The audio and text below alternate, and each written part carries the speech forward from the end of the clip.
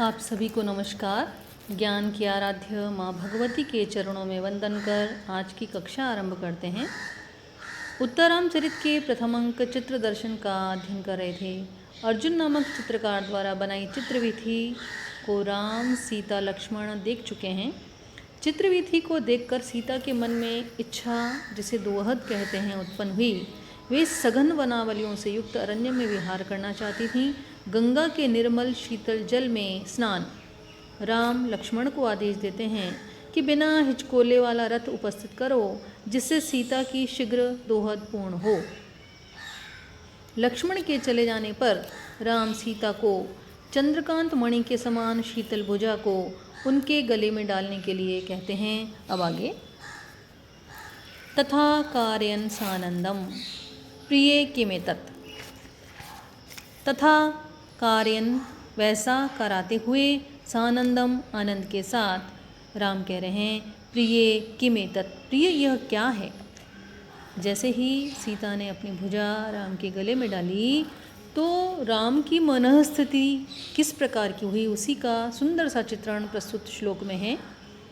विनिश्चेतुं शक्यो न सुखमिति वा दुःखमिति वा, प्रमोहो निद्रा वा किमु विसर्पः किमु मदः, तव स्पर्शे स्पर्शे मम ही परिमूढेन्द्रियगणो, विकारश्चैतन्यं भ्रमयति च समीलयति च।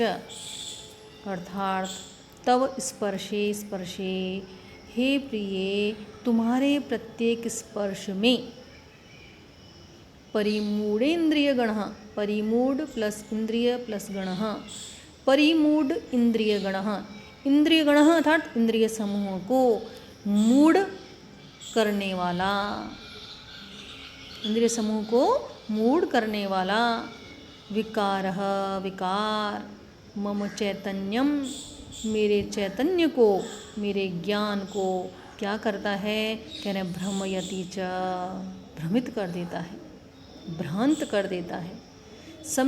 समीलयति च, और कभी प्रकाशित कर देता है। जो तुम्हारा प्रत्येक स्पर्श है वह मेरे चैतन्य को क्या करता है, कभी भ्रांत कर देता है और कभी प्रकाशित कर देता है।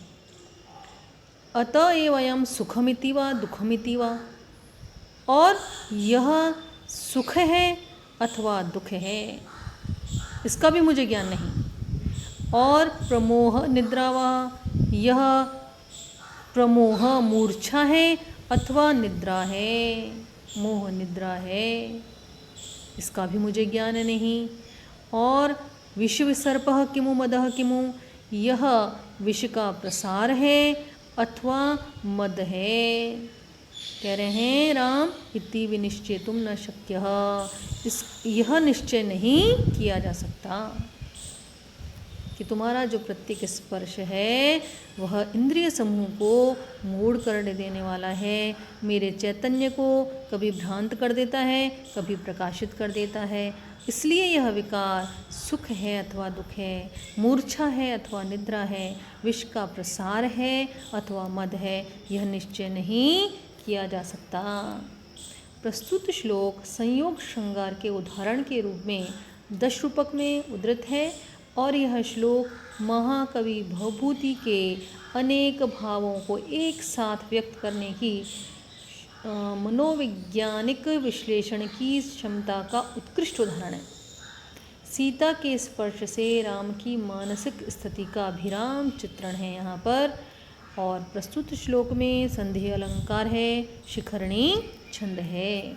आगे देखिए। सीता धीर प्रसादा यूयमित्यत्रेदानीम् आश्चर्यम्।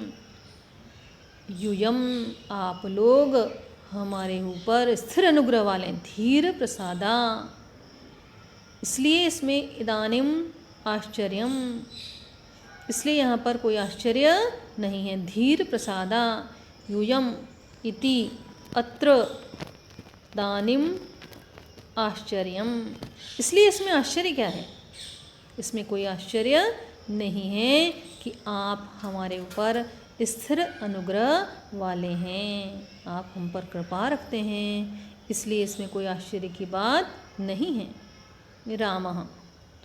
अब राम सीता की वाणी के माधुर्य की विशेषता बताते हुए कह रहे हैं। क्या कह रहे हैं?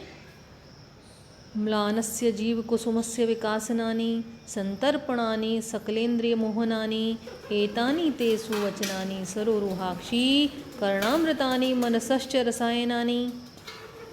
हे सरोरुहाक्षी, हे कमल लोचने, कमल के समान नेत्र वाली, ते तुम्हारे एतानि सुवचनानि, ये जो मधुर वचन हैं वह म्लानस्य जीव कुसुमस्य, मुरझाए हुए जीव कुसुमस्य, जीवन कुसुम को विकासनानि, विकसित कर देने वाले हैं, और संतर्पणानि, पूर्ण रूप से तृप्त कर देने वाले हैं, और सकलेंद्रिय मोहनानि, सकल इंद्रिय मोहनानि, सभी इंद्रियों को मोहित कर देने वाले हैं, और कर्णामृतानि, कानों के लिए अमृत स्वरूप हैं, और मनसश्च, हृदय के लिए रसायनानि, पौष्टिक रसायन हैं।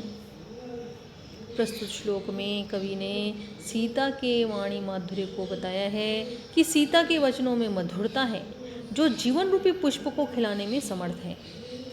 सीता के वाणी की मधुरता कानों को तृप्ति प्रदान करती है। अमृतमय है, वाणी ऐसी है जो इंद्रियों को मोहित कर देती है। हृदय के लिए पौष्टिक रसायन अर्थात टॉनिक है। वास्तव में वाणी में मधुरता होनी चाहिए। कोयल मधुर वचनों द्वारा मन मोह लेती है, किंतु कौवा कर्कश वचनों द्वारा मोहित नहीं कर पाता। प्रस्तुत श्लोक में रूपक अलंकार है और वसंत तिल का छंद है। आज सीता कहती हैं, प्रेम वद एहि संविशावः, हे मधुर भाषण आइए विश्राम करें, एहि आइए संविशावः, हम विश्राम करें। इति शयनाय समन्ततो निरूपयति, ऐसा कहकर सोने के लिए, शयनाय सोने के लिए, समन्ततो निरूपयति चारों ओर देखती है। आज के लिए इतना ही। कल हम पुनः कक्षा को नियमित करेंगे। तब तक के लिए नमस्कार।